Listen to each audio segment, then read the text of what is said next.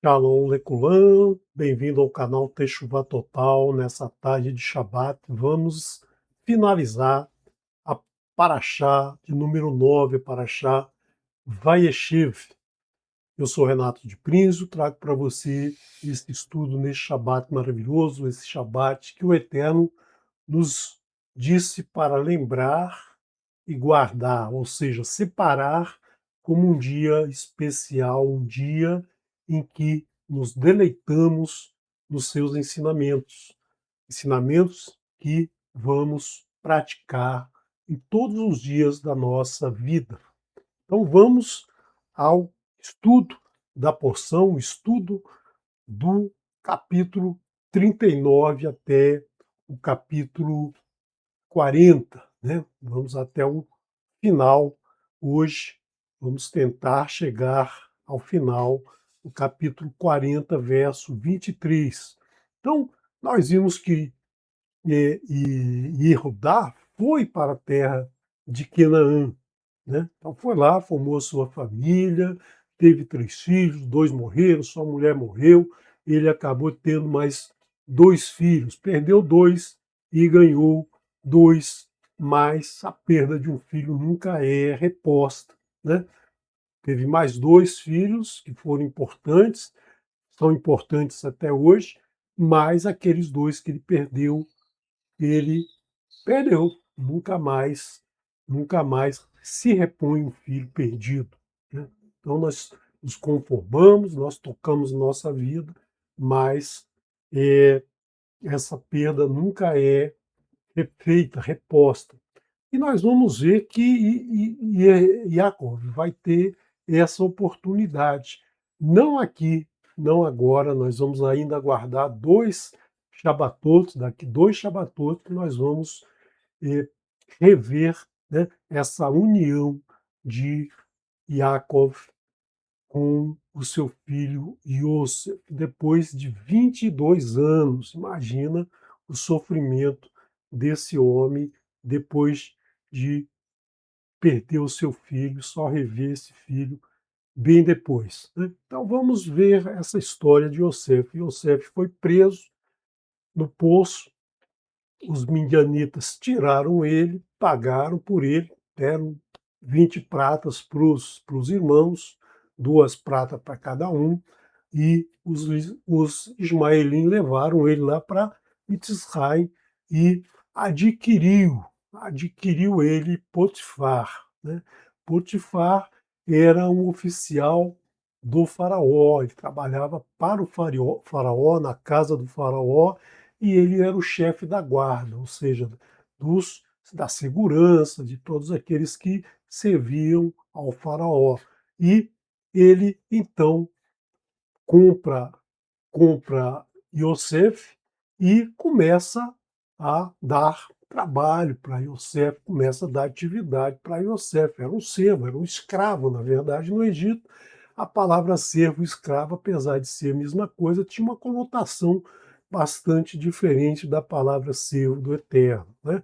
Então ele, Yosef, trabalhava ali na casa do Potifar. Mas Yosef agora já passou por aquele momento traumático daquele fundo do poço em que ele estava, e ele começou a sua vida, começou a mudar. E o Eterno estava com ele, Adonai estava com Yosef, Adonai então estava orientando tudo o que ele fazia, até agora, né? Naquele momento no poço, se Adonai não tivesse com ele, certamente teria lá o tal do escorpião e teria picado o calcanhar dele, e ele teria uma serpente, teria picado o calcanhar dele, e ele teria morrido. Mas o Eterno estava com ele, e tudo que ele fazia na casa do seu senhor, o Mitzri, o egípcio, né, ele tinha êxito. O Eterno fazia com que aquilo progredisse, que aquilo prosperasse, que é o que ele faz com todos aqueles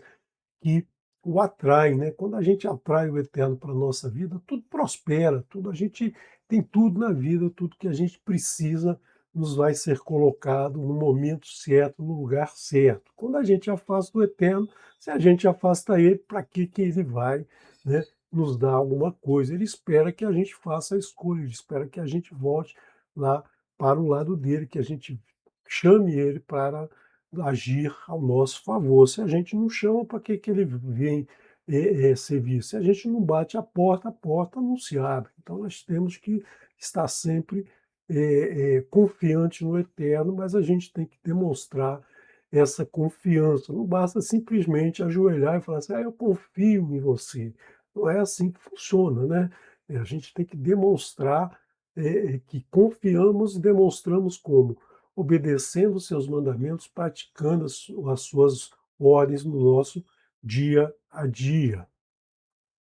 E aí, esse homem, né, esse egípcio, começou a perceber que aquele servo era diferente, que aquele servo, tudo que mandava ele fazia da melhor maneira possível, dava resultado. Plantava uma semente, nascia 100 vezes mais.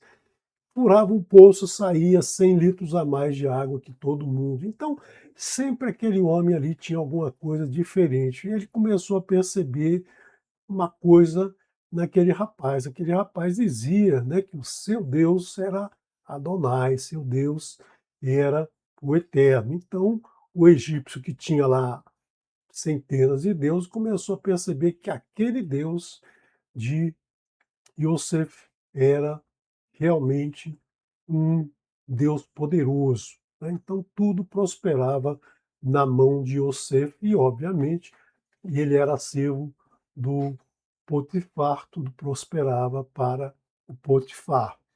E aí, esse homem, lógico, né, Yosef encontrou graça aos olhos do homem. O homem começou a tratar ele de uma maneira diferente, não é a galinha dos ovos de ouro. Essa é a base dessa fábula aí, né? Por quê? Porque o Eterno estava com Iosef. Então, tudo que Iosef fazia, tudo que Iosef tocava a mão, dava um bom resultado.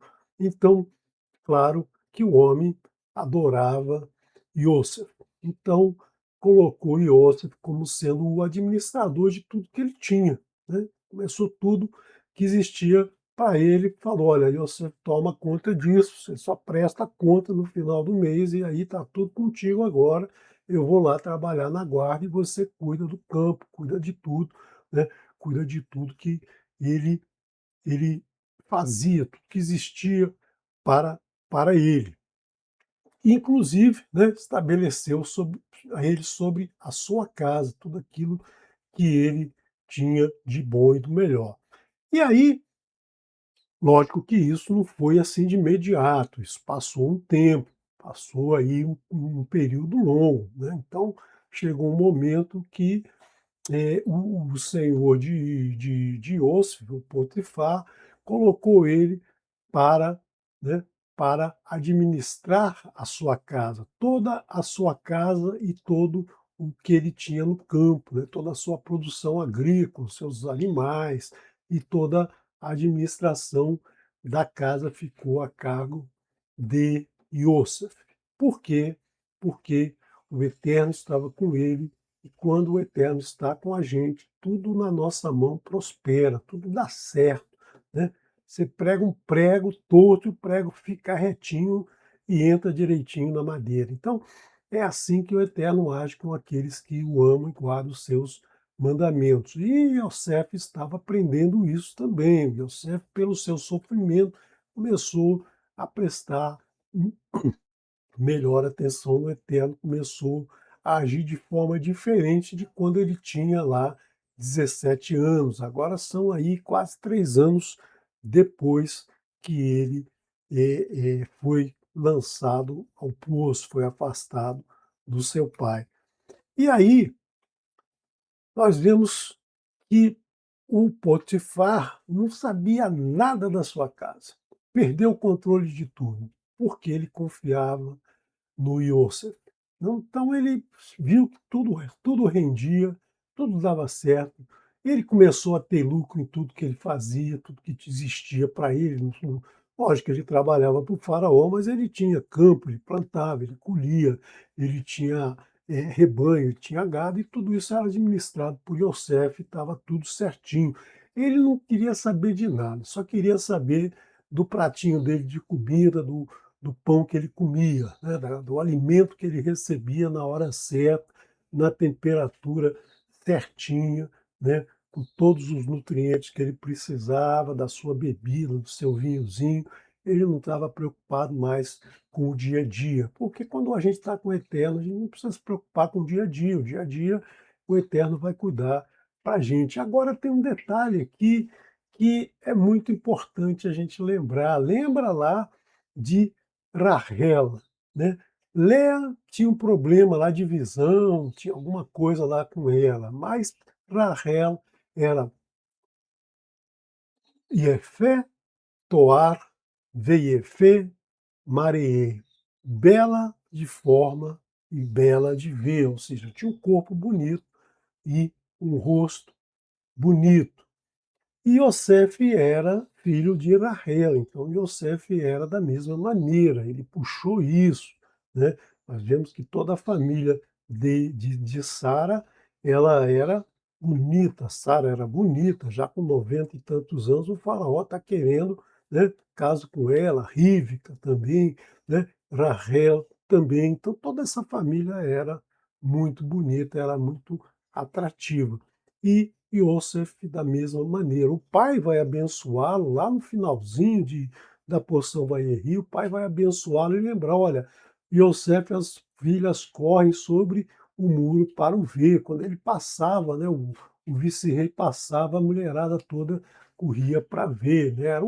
Era o galã daquela época, era o galã de Hollywood daquela época, né? Todo mundo babava, a mulherada babava por ele. E esse cara, lógico, né, começou a atrair a atenção da mulher de Potifar. Mas por que isso? Por que essa mulher ela não tinha um marido?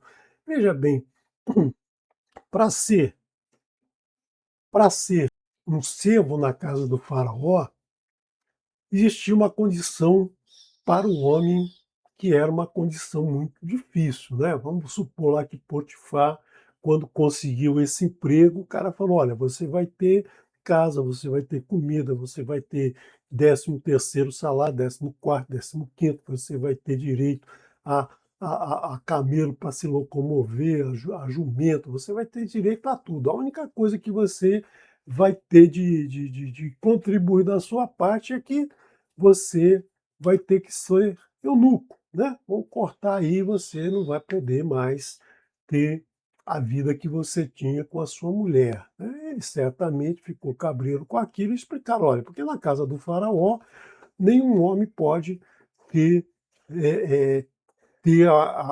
pode ter, vir a ter a oportunidade com qualquer uma mulher do faraó, porque senão o faraó vai se tornar uma pessoa fraca à vista dos seus amigos e dos seus inimigos, né? Então aquele faraó não consegue dominar a casa dele, a mulher dele, então é um cara fraco, né? Então essa era a visão de todos os que comandavam as nações daquela época. Eles não podiam em nenhum momento correr o risco de ter, né, ter lá um parceiro na sua cama, né? Então a mulher, ela tinha que ser fiel o tempo todo e para evitar que um caso desse acontecesse, os homens tinham que ser castrados, né? Eles tinham que ser eunucos para evitar isso. Certamente ele falou com a mulher dele, olha, o emprego é bom, mas, né, tem essa situação aqui que a gente vai ter que conversar, vou ou não vou? Aí a mulher dele falou, não, vai, porra, ó, a gente já está resolvido a nossa vida aqui, é bom ter a nossa casa, é bom ter as nossas coisas, isso aí não vai ser problema para nós. Mas o que acontece é que com o passar do tempo, ela tinha as vontades dela, ela tinha a necessidade dela, a libido dela funcionava. Então, como é que ela agia com essa situação?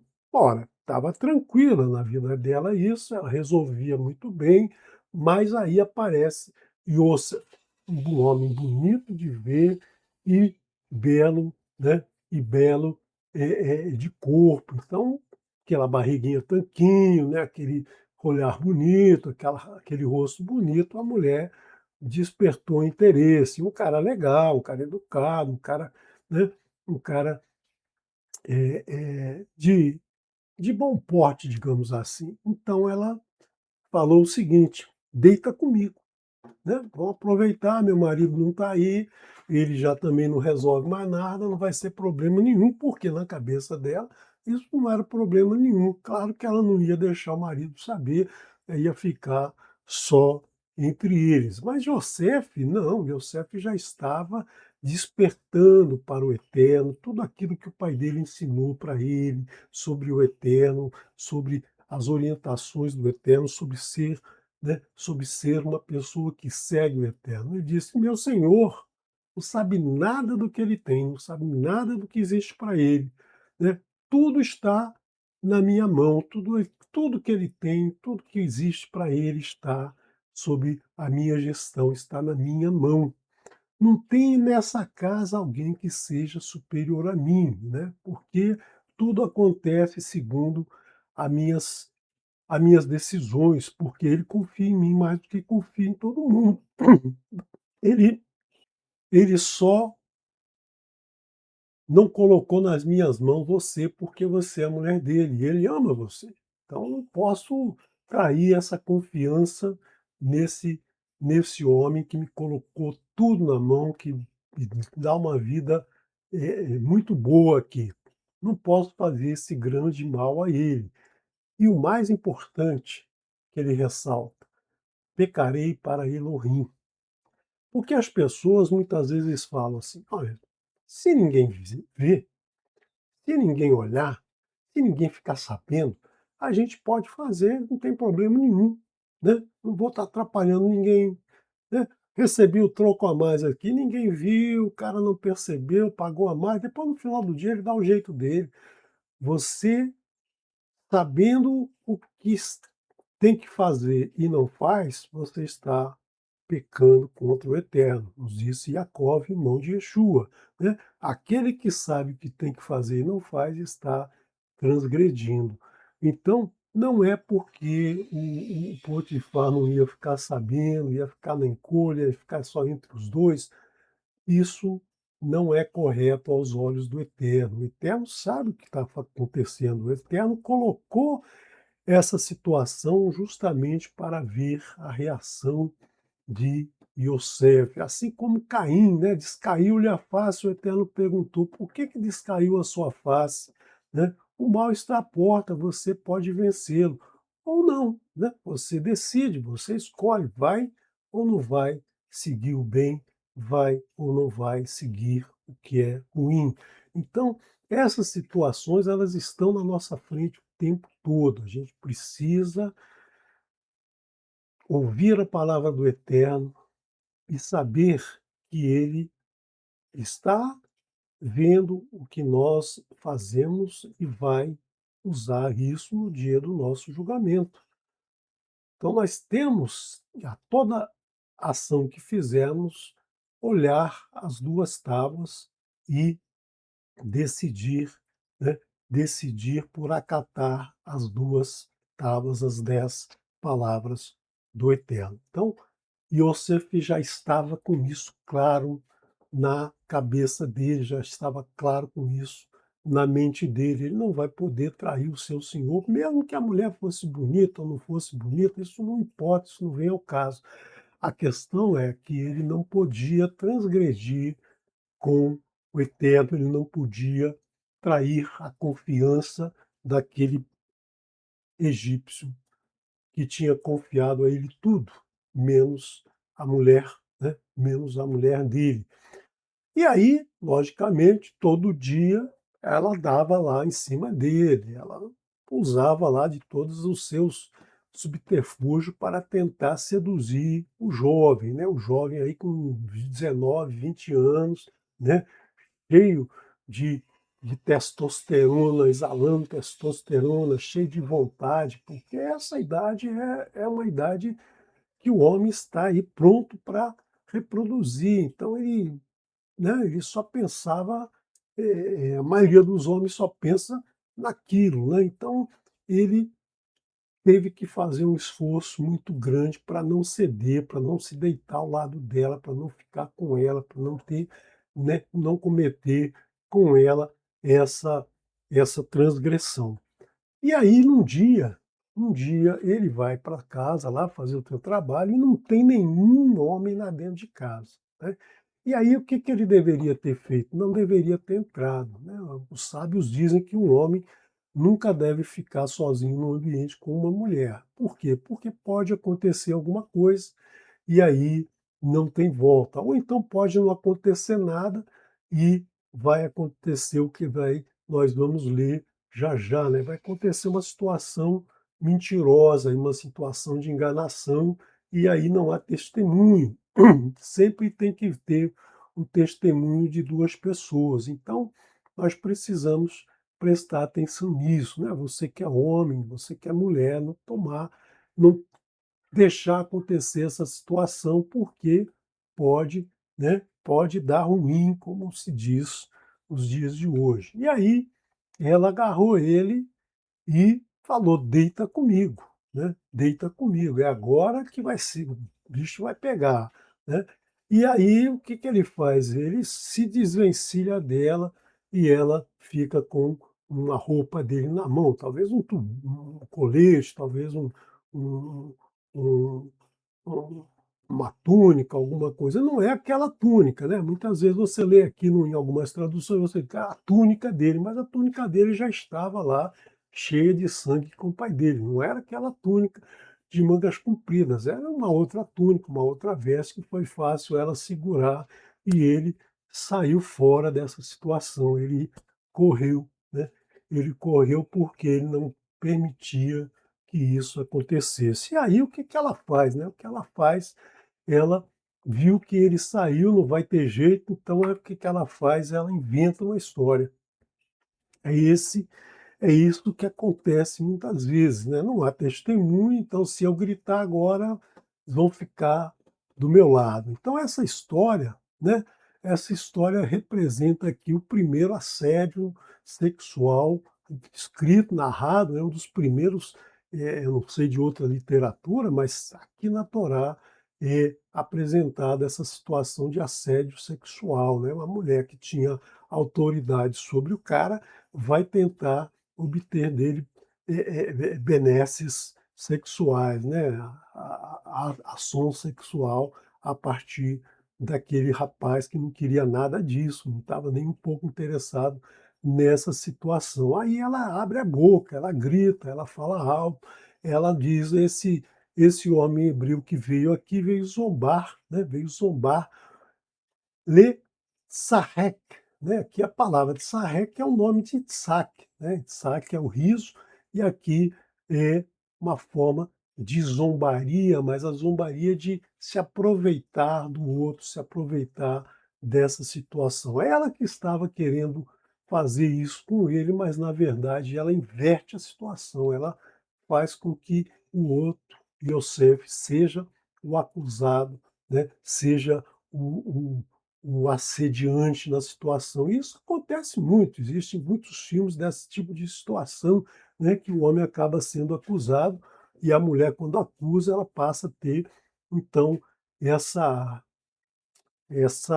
a vantagem, né, a vantagem de ter sido de ter sido violentada, de ter sofrido o assédio. Então aqui ela inverte a situação e aí ela diz que gritou, defendeu a honra dela, e aí o cara passa a ser o vilão da história. E não havia testemunho, não haviam 2 testemunhas, então não tinha como ele dizer: "Não, não foi bem assim, foi diferente", não existia câmera, não existia nada que pudesse registrar que ela que cometeu o ato, né. Ele simplesmente evitou que aquilo acontecesse. Então ele passa a ser o culpado. E aí ela vai, né, ela vai dizer que ela gritou e ele correu. E nós vamos ver lá em Devarim que quando um homem ataca uma mulher, né, um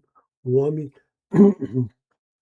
ataca uma mulher comprometida, ele e ela vão ser, né, julgados. Mas quando ela grita, né, ela passa a ser inocente, o cara é que vai ser o culpado. Então nós vamos ver isso em mais detalhes mais à frente eu vou trazer uma discussão mais apropriada dessas situações no final do estudo do livro de Bereshit. Então ela diz que gritou, aí ele não deu nem tempo de pegar a roupa, ele saiu correndo, né?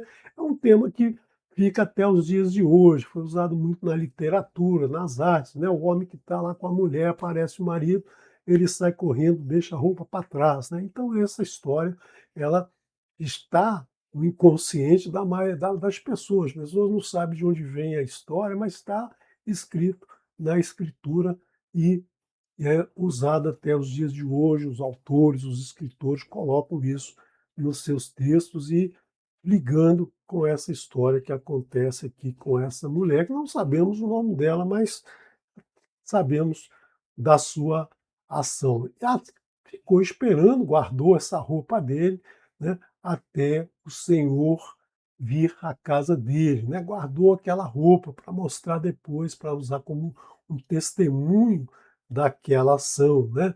Aquela ação que ele queria fazer com ela, mas na verdade ela que estava promovendo aquilo. Mas a culpa vai cair no rapaz. Era um servo, né? Era um subordinado, era um jovem, ela era uma mulher dentro de casa, era uma mulher correta. Então, o cara não tem como se defender aqui, Yosef não tem como se defender nessa situação.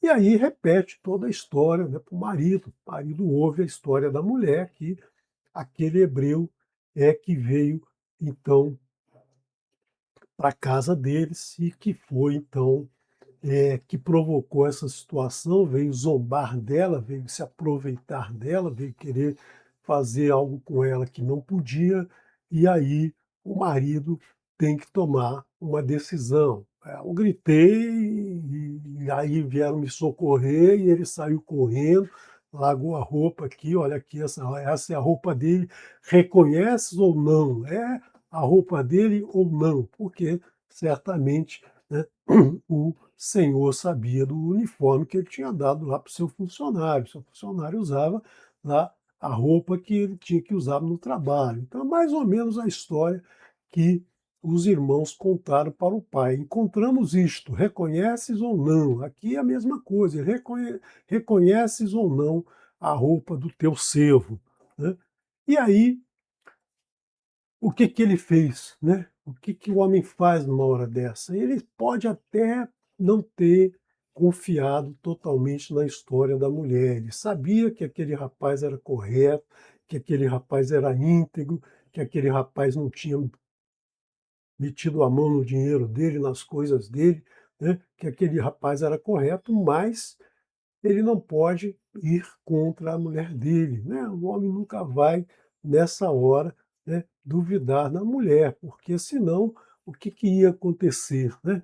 Ele ia cair em descrédito com todos aqueles que estavam à sua volta, ele ia encontrar uma inimiga dentro de casa. Então, ele, para não, ele preferia não estar certo, mas ser feliz. É assim que a maioria dos homens fala: eu prefiro ser feliz do que estar certo. Então ele toma uma atitude diferente do que era a atitude do adultério. O adultério, a paga do adultério era a morte, né? Mas o que que ele faz com esse rapaz? Ele inflama a sua fúria, mostra para a mulher que ele está transtornado, que ele vai dar um fim nessa situação, mas ele, o que que ele faz? Ele chama Yosef, mas não mata o Yosef, não não cumpre, né, aquela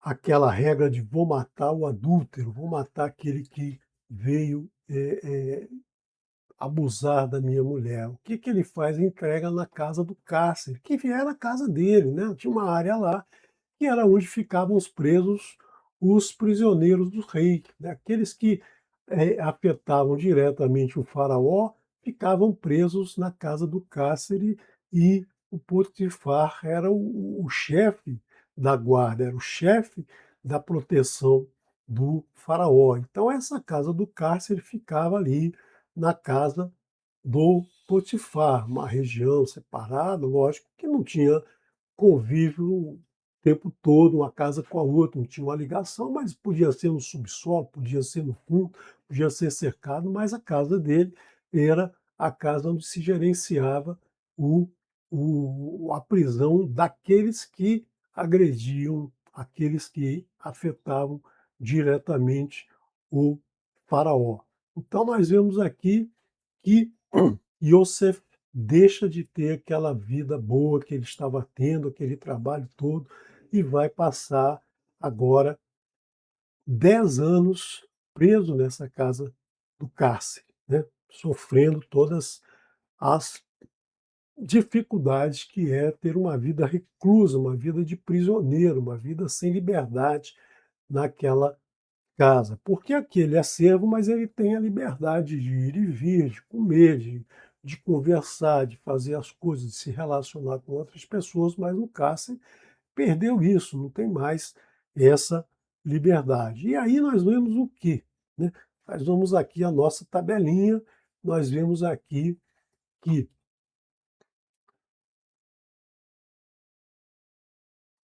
nós vemos aqui nessa Toldot que ele vai ficar preso aqui durante 10 anos nessa casa do cárcere. Ele vai entrar aqui com 20 anos e sair com 30 anos, como nós veremos daqui a pouco, né? E veremos daqui a pouco, digo, na próxima semana, nós veremos na porção Miquete como ele vai sair, né?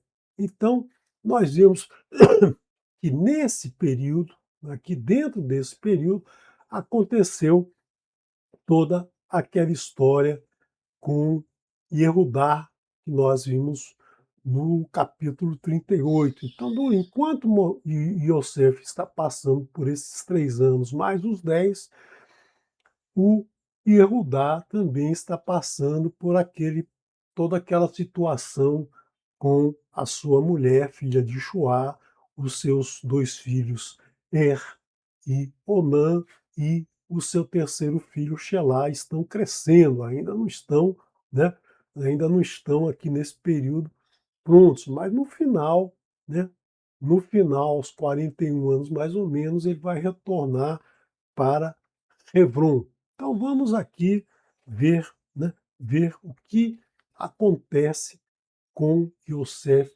na casa do cárcere, nessa prisão, né, nessa prisão em que ele foi colocado. Mas só que ele estava com Adonai do lado dele, Adonai estava com ele e estendeu a graça a ele, né? E aí, dentro da casa do cárcere, tem também um chefe, né? Tem o chefe lá que é o Potifar, acima, e tem lá o supervisor, o chefe, dentro da casa do cárcere.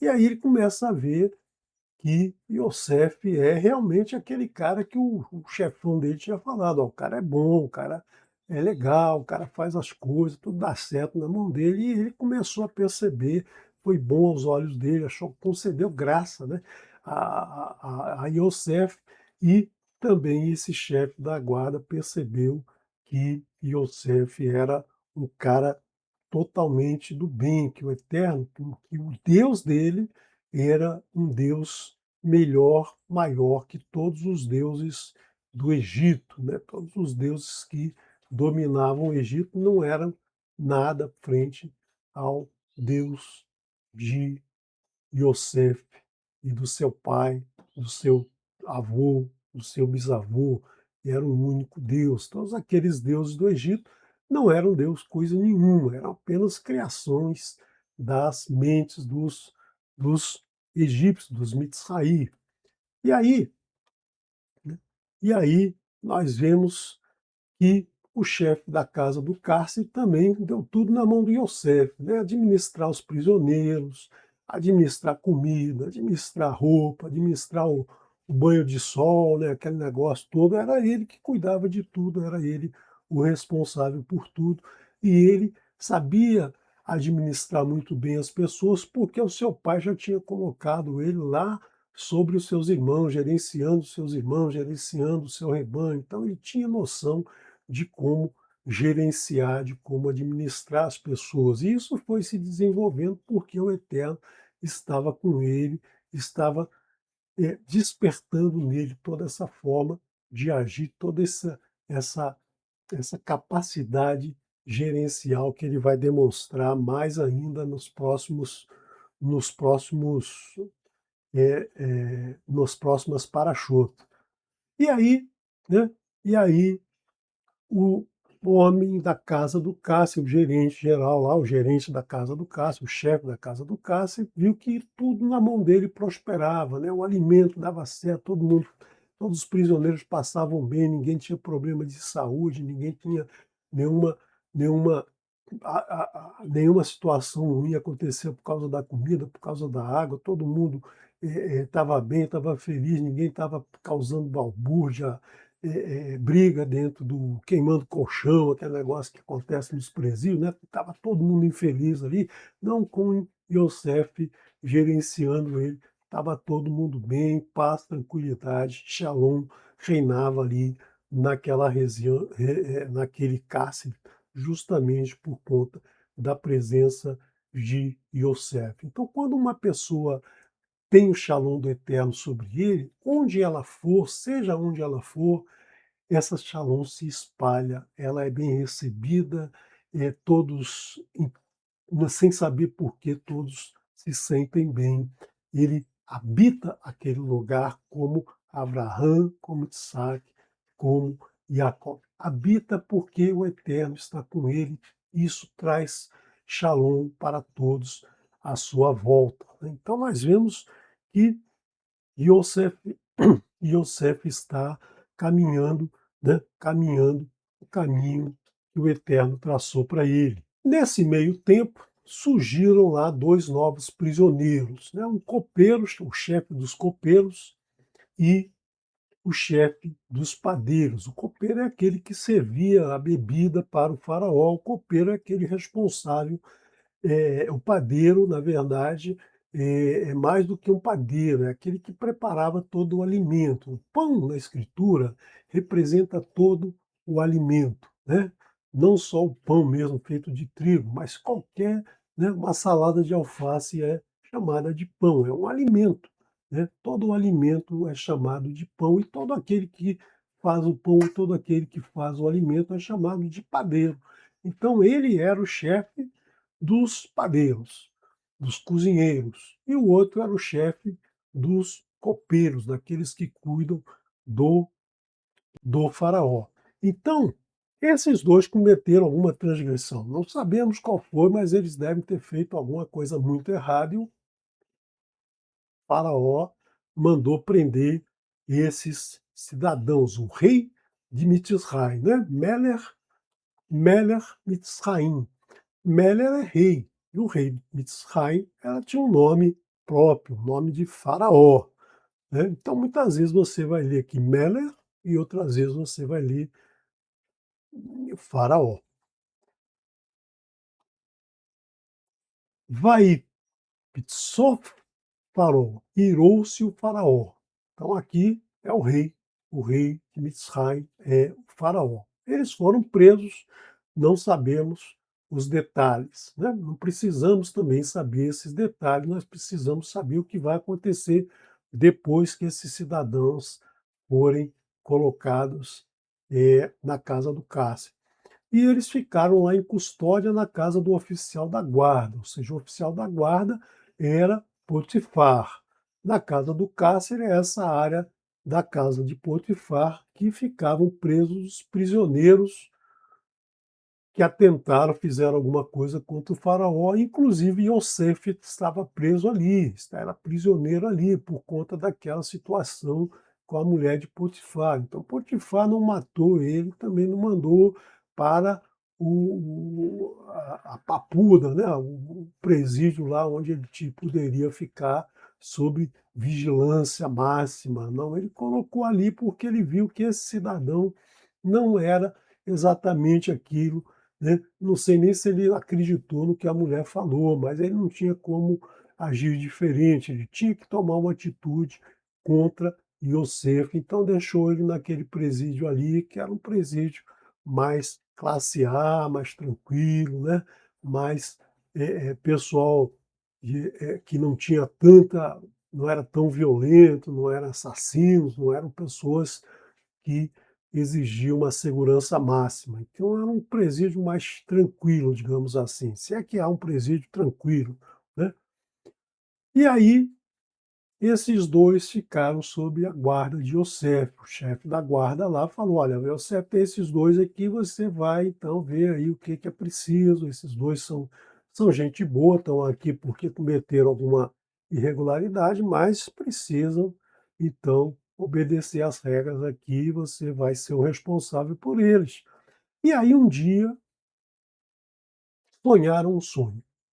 Ambos sonharam um sonho. Claro, cada um teve o seu, não foi o mesmo sonho, né. O sonho, geralmente, as pessoas não sonham o sonho que o outro está sonhando, né. As pessoas sonham na mesma noite e lembraram na mesma noite, porque você sonha e às vezes não lembra, né. Poucas vezes eu lembro do meu sonho, né.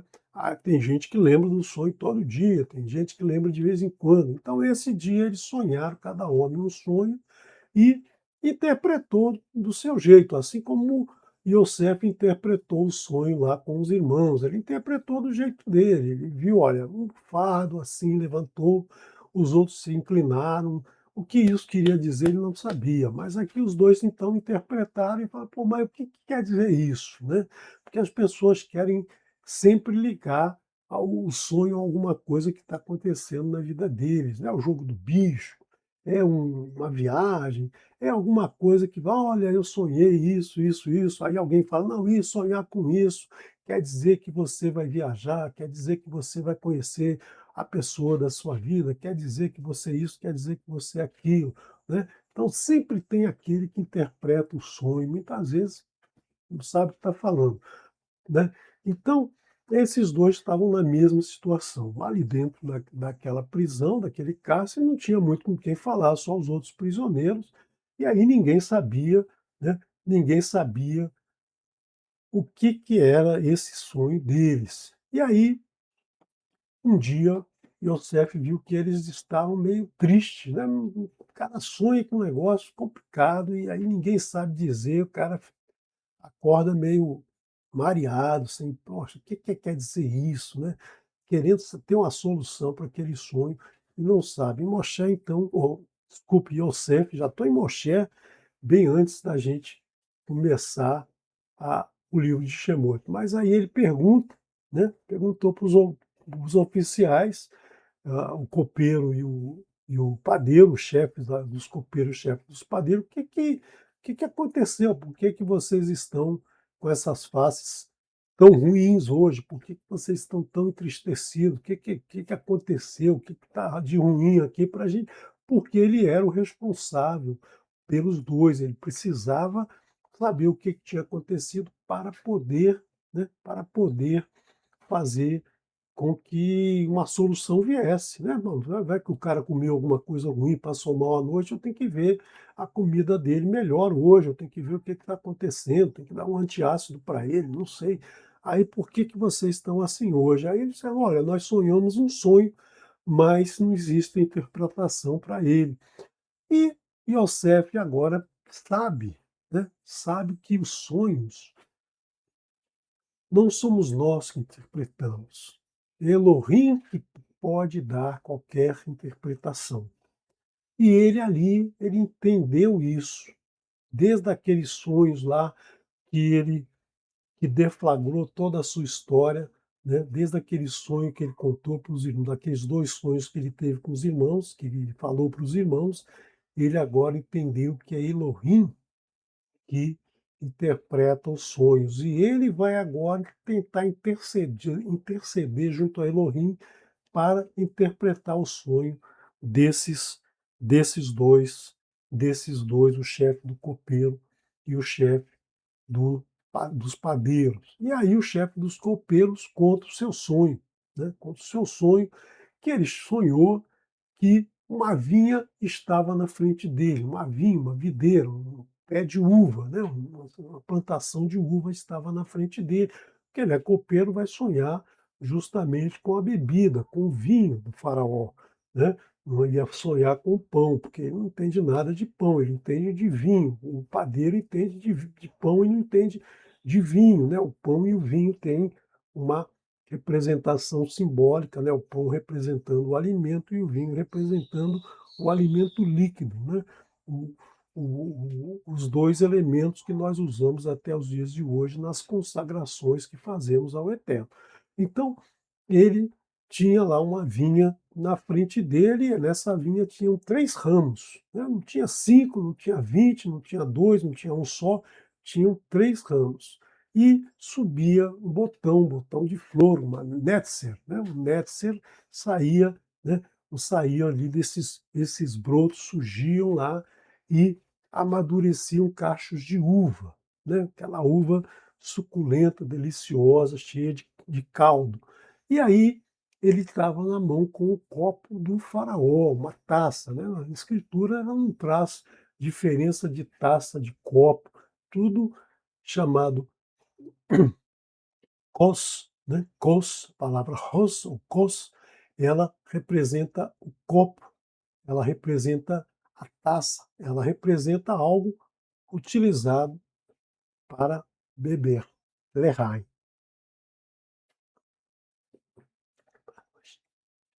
E aí ele pegou essa taça, espremeu a uva, né, espremeu a uva lá no seu copo e deu o copo na palma, kaf, na própria letra, próprio nome da letra kaf, né? Esse símbolo aqui é a letra kaf e se escreve dessa maneira, kaf, palma, né? A palma da mão da gente é a kaf, a própria letra kaf. Vou fazer ao contrário, porque no hebraico se lê da direita para a esquerda. Essa é a minha mão esquerda, mas no vídeo ela aparece a mão, né, a mão, o kaf na ordem certa da palavra, da letra.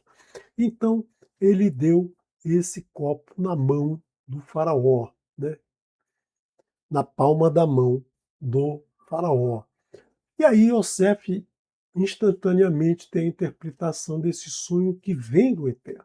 Não foi ele que imaginou, eu não saberia dizer porque quer dizer 3 vinhos, um copo, espremer o vinho, eu pensar que eu estava doido, mas ele interpreta porque ele está aberto ao Eterno, o coração dele está aberto ao Eterno. Quando ele passou por tudo isso, toda a sua história, ele desenvolveu essa conexão com o Eterno, ele se voltou ao Eterno. Ele não se voltou contra os irmãos, não se voltou contra a vida, ó, como a vida é ruim para mim, quase morri. Não, ele se volta para o Eterno, né? Ele estava no fundo do poço e agora ele foi alçado do fundo do poço, ele está subindo e vai sair desse poço já já.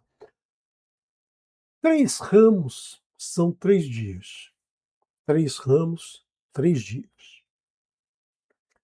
Isso quer dizer o quê? Em 3 dias levantará o faraó a tua cabeça, ou seja, ele vai te elevar, ele vai te mostrar que você não deve, né, não deve mais ficar preso, você está liberto dessa transgressão que você fez.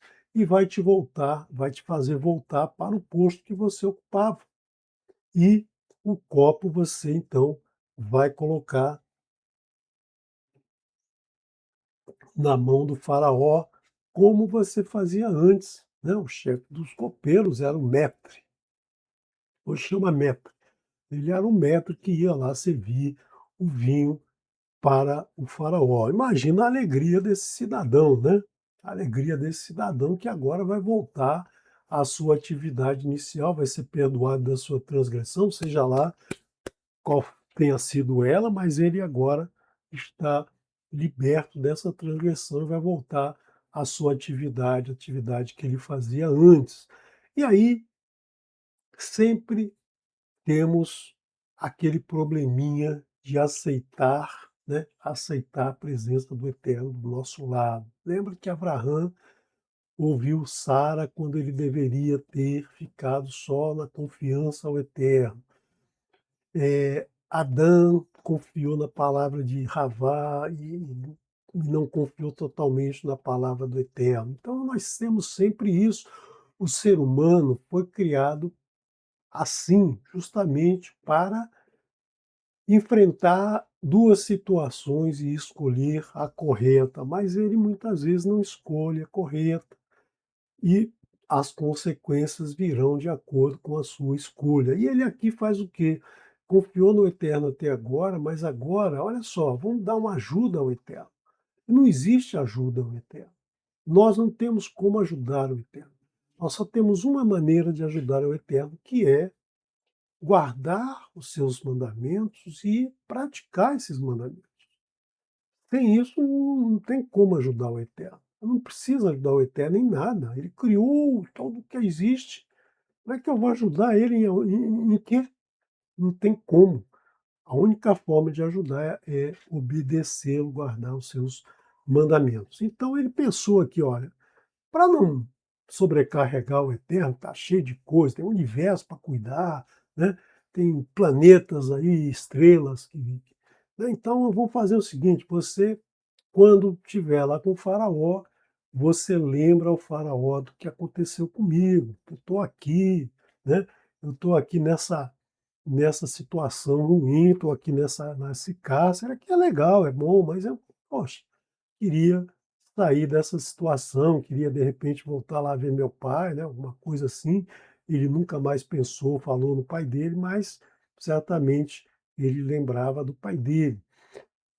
E aí ele diz: eu fui furtado da minha casa, eu fui retirado da minha família, da minha terra, dos meus ancestrais. E também nessa casa aqui eu não fiz nada, eu fui acusado injustamente pela, pela mulher do senhor da casa, né? Então eu não tinha que estar aqui, eu não tinha que estar aqui nesse poço.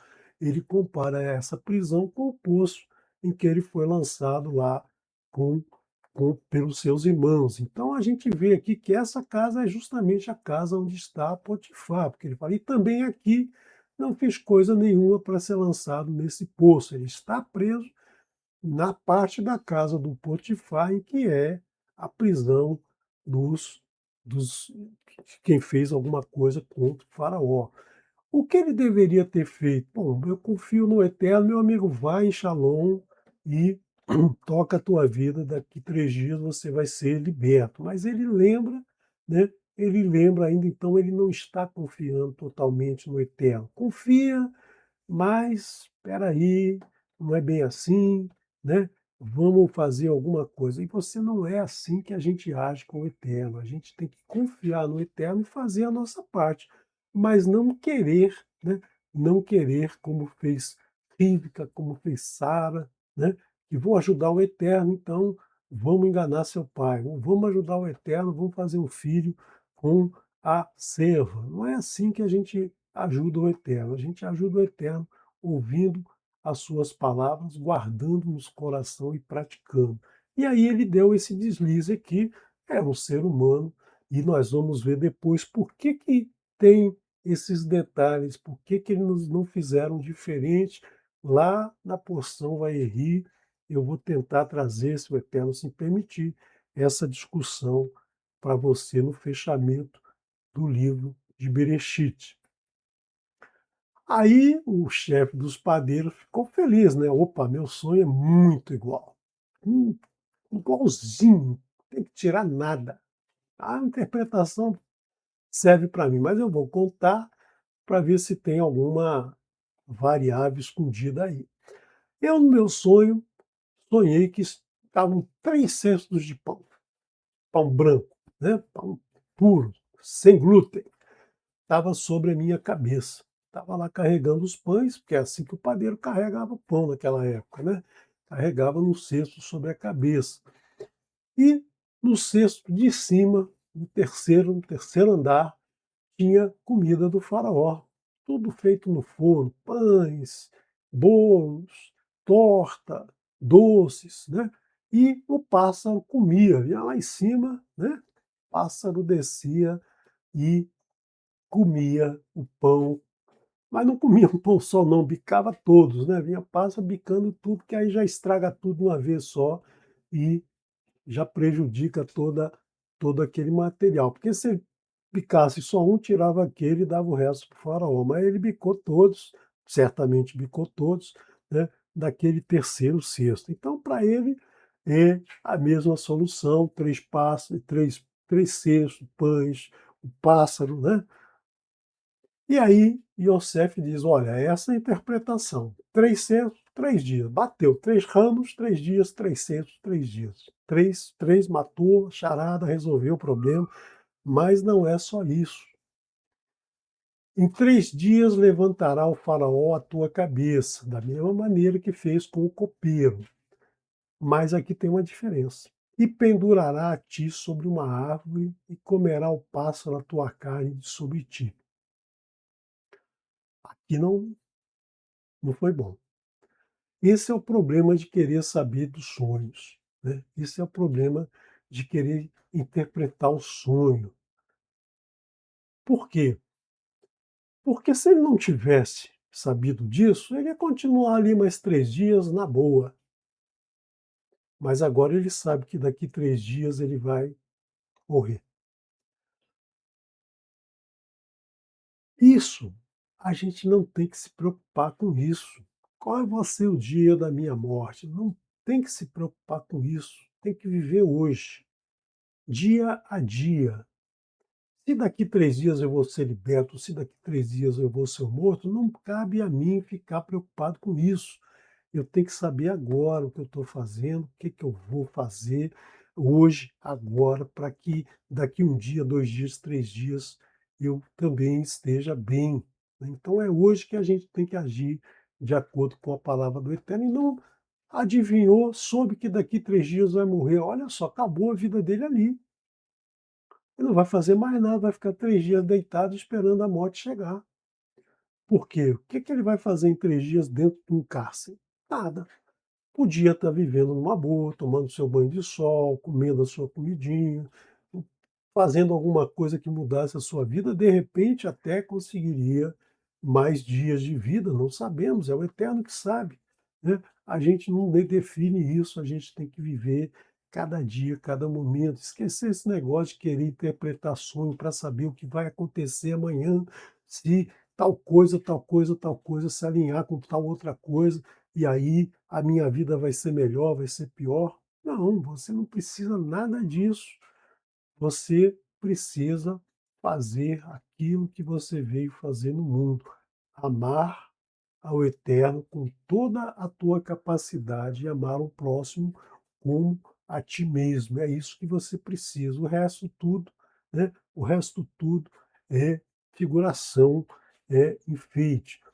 E foi no terceiro dia, né? Ele falou 3 dias. Foi no terceiro dia, dia da geração do faraó, Yom Huledet, Yom Huledet, o dia que ele nasceu, né. Então é a festa que se comemora a cada ano, né, comemorando o nascimento. Hoje a gente chama de aniversário, mas é de que ele naquela época se chamava o dia da geração do faraó, o dia em que ele foi gerado, o dia que ele respirou pela primeira vez, tomou o alento do Eterno e começou, né, começou a viver nessa vida. Então, nesse dia, o faraó fez uma festa lá para todos aqueles que trabalhavam no seu palácio, seus servos, e chamou o copeiro, olha, vem, para de ser prisioneiro, vem para cá, vamos trabalhar de novo, eu te perdoo de toda a tua transgressão.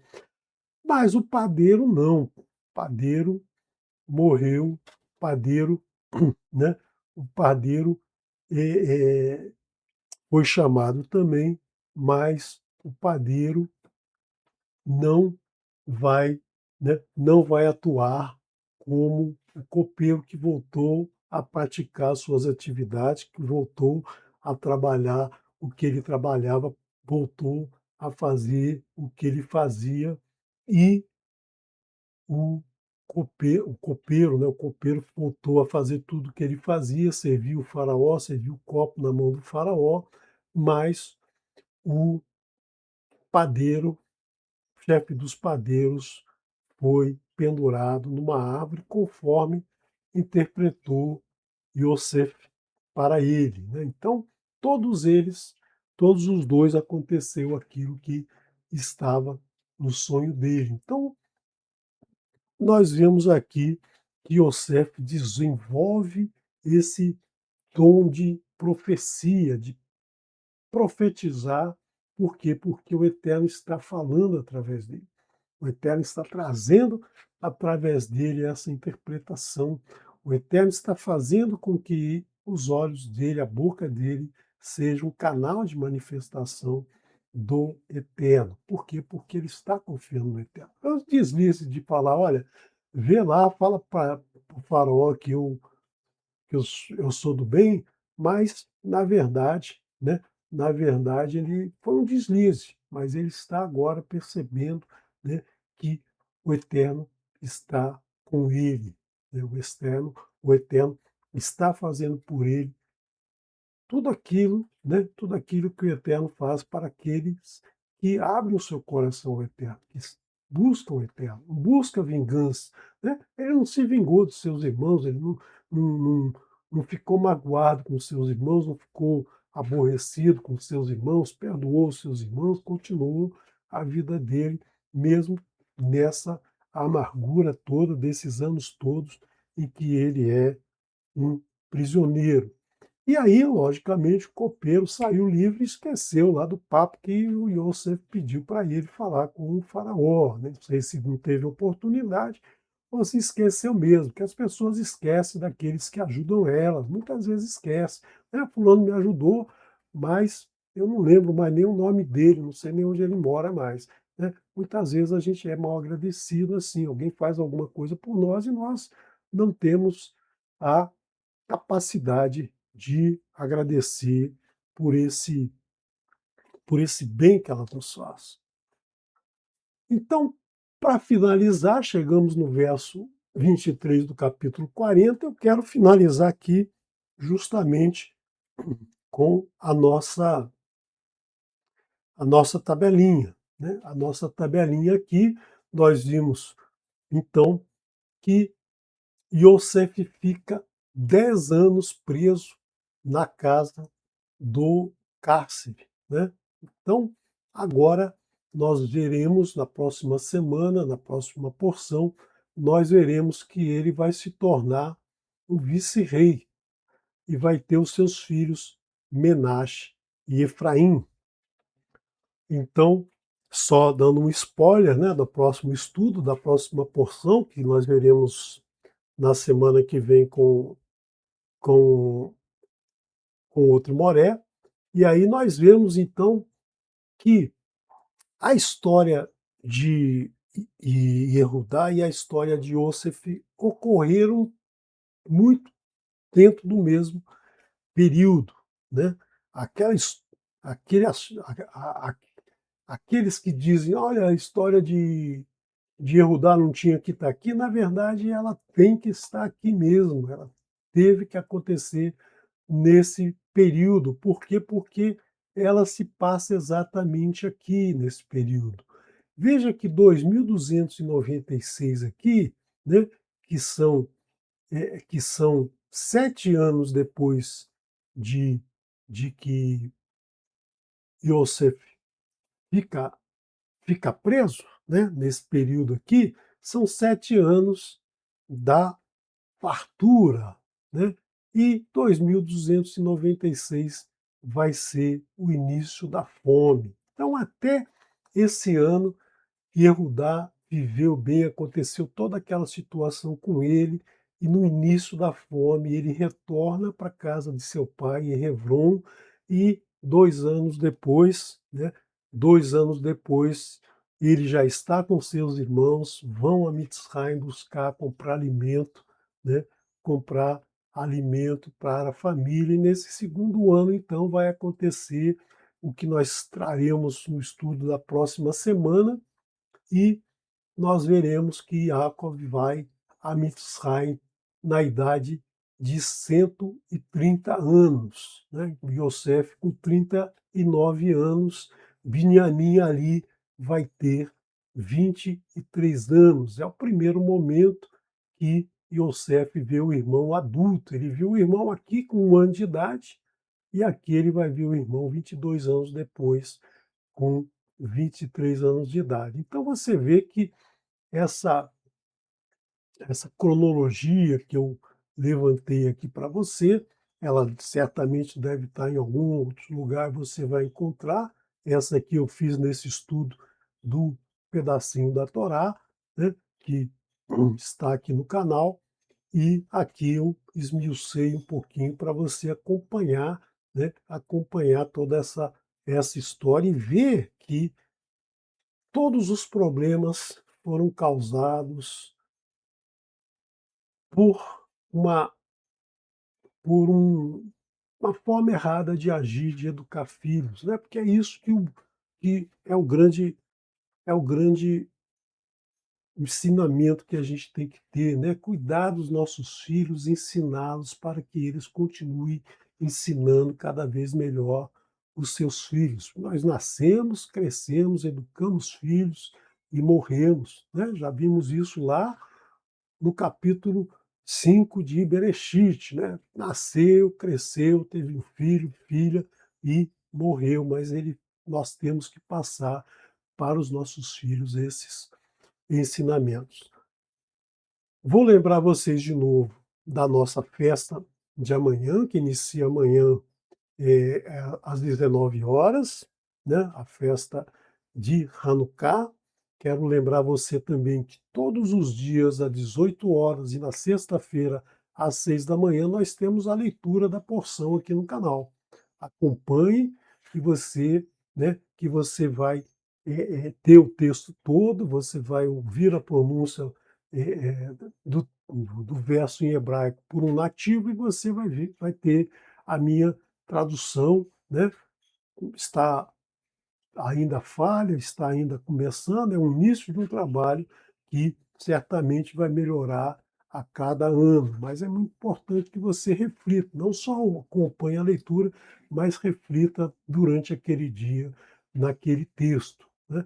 Espero estar com você amanhã aqui, depois das 19 horas. Vamos agora ouvir a Birkat Kohanim.